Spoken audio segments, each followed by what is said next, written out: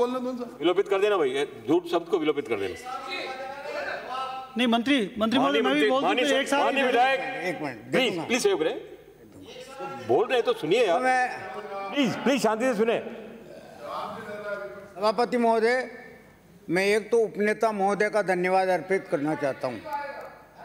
धन्यवाद इसलिए अर्पित करना चाहता हूं कि इन्होंने अपने पूरे भाषण में ये नहीं कहा कि साहब इसको जनमत जानने के लिए भेज दिया जावे,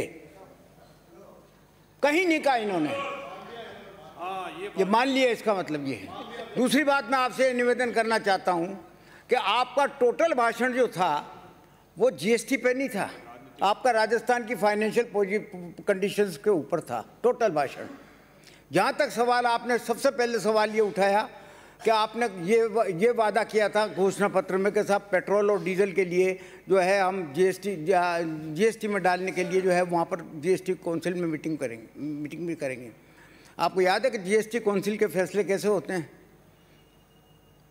हैं? या तो हम सिर्फ 4 लोग हैं पूरे देश में और बाकी आप 26 लोग हो।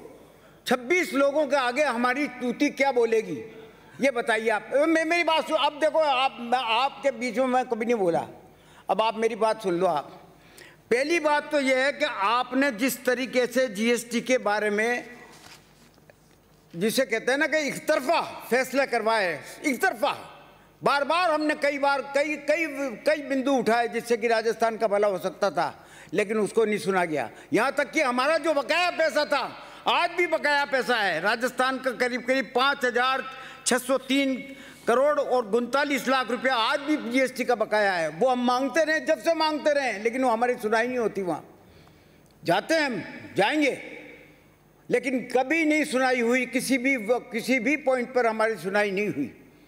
एक बात। दूसरी बात ये मैं बताता हूँ आपको कि हम पेट्रोल और डीजल के लिए क्यों कहते, क्या पिटने के लिए कहते?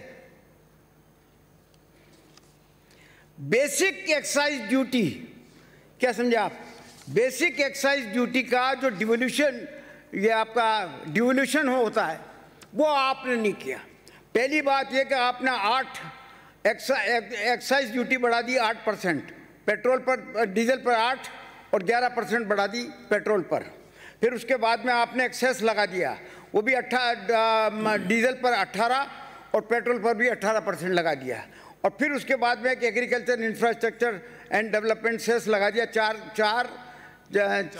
रुपया तो लगा दिया आपने डीजल पर, और पेट्रोल पर लगा दिया 2.5 रुपया। इस तरीके से 31 रुपया 50 पैसा आपने वो लगा दिया जिसमें राजस्थान का कोई हिस्सा नहीं है, कोई हिस्सा नहीं है उसमें, कोई डिवोल्यूशन नहीं है। सारा का सारा पैसा केंद्र सरकार रखेगी अपने पास।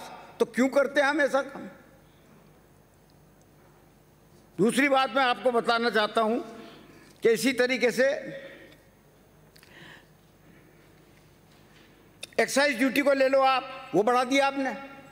केंद्र सरकार के नवीन ऊपर ये जो एग्रीकल्चर वगैरह बताया मैंने, सेस वगैरह बताया, उनको उसमें हिस्सा और कम करते गए। और इसी तरीके से पेट्रोल डीजल की जीएसटी के दायरे में लाने का प्रतिवर्ष करीब अगर हम पेट्रोल और डीजल को इन हालातों में, इन कंडीशंस के होते हुए भी कि हमें सेस का कोई डिवोल्यूशन नहीं दिया जा रहा, इन हालातों में भी अगर हम पेट्रोल और डीजल के पे ये मांग कर लेते कि साहब इनको जीएसटी में लगाया जाए, तो करीब हमारा 5,600 करोड़ रुपए की राजस्व की हानि होती। आप वो हानि करवाना चाहते थे? मेरे से पूछ के वादा किया था। जन घोषणा पत्र में लिखने वाले आप थे, एक दोषी ये हैं, वादा क्या करें, फिर अब ये करें। एक मिनट, अब आप डेप्ट की बात करते हो, डेप्ट लिया, ब्याज दे रहे हैं और निश्चित तौर पर जो है लोगों के ऊपर कर्जा भी चढ़ा है, लेकिन हालत क्या है भारत सरकार की? आप इधर जरा मेरी तरफ देखेंगे आप, भारत सरकार की हालत क्या है? भारत सरकार की हालत ये कि टोटल डेप्ट 2014 में 53 लाख करोड़ रुपए का था, जो कि मार्च 2022 में 136 करोड़ रुपया हो गया, 136 लाख करोड़ रुपया हो गया। यानी कि भारत के हर नागरिक के ऊपर 1 लाख रुपए का लोन चढ़ गया, 1 लाख रुपए का। जिस तरीके से फाइनेंशियर्स के सत्यानाश किए गए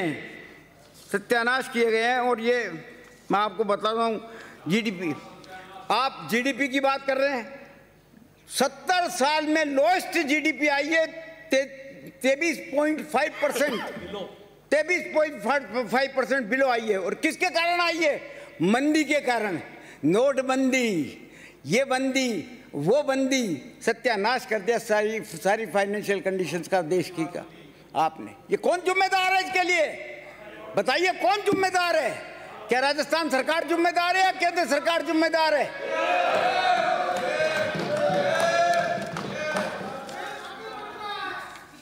और जहां तक आप उद्देश्य और कारणों की बात करते हैं, बिल पढ़ने से ज्यादा इंपॉर्टेंट होता है उद्देश्य और कारण पढ़ने में। अगर आप उसको अच्छी तरह से पढ़ लेते तो बात सारी समझ में आ जाती। इतनी गलत बात आप यहाँ नहीं कहते, क्योंकि कुछ न कुछ आपको तो बोलना है। इधर की बात, उधर की बात, इसकी बात, उसकी बात, मूल बात खत्म, और जो है आपने उद्देश्य और कारणों पे आ गए। क्या गलत लिख दिया उद्देश्य में हमने और कारणों में? क्या चीज गलत लिख दी जिसके लिए आपको एतराज है? एक शब्द बता दो कि किस उद्देश्य से आप इस बिल को लेकर आए हो। आपने बिल में जो संशोधन है एज इट इज पहले लिख दिए, रीड्राफ्ट करके फिर लिख दिए। मैं बता देता हूं, मतलब अब बता दो, आपने जो कहा कि केंद्र सरकार ने पारित किया, संसद ने पारित किया, जीएसटी काउंसिल में पारित किया, एक शब्द बता दो आप। एक बात बता देता हूं। और आप हिंदुस्तान की जीडीपी की बात देता हूं, राजस्थान की जीएसडीपी साफ है कि भारत सरकार लोकसभा के द्वारा जो जीएसटी पारित किया गया है, उस पारित के अनुसार ही सेम बिल्कुल वैसा का वैसा हमें यहां पर पारित करने का केंद्र सरकार का निर्देश है। अब आप एक काम कर लो, लिखा आपने, मेरी बात आप मुलायजा फरमाइए। नहीं, आप एक काम करो, ये नए उद्देश्य कारणों में नहीं आता है। तो सुनिए, आप नहीं आते, उद्देश्य कारणों में नहीं आते। अब तो ये आप एक काम कर लो, पूरा एक्ट पढ़ लो, और भारत सरकार ने जो एक्ट पास किया है वो पढ़ लो।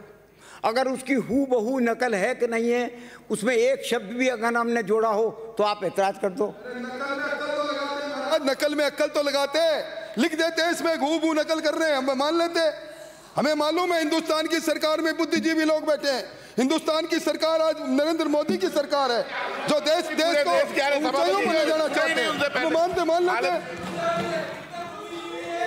प्लीज मान्य सदस्य, अंकित नहीं होगा। मैं पूरे सदन से मान्य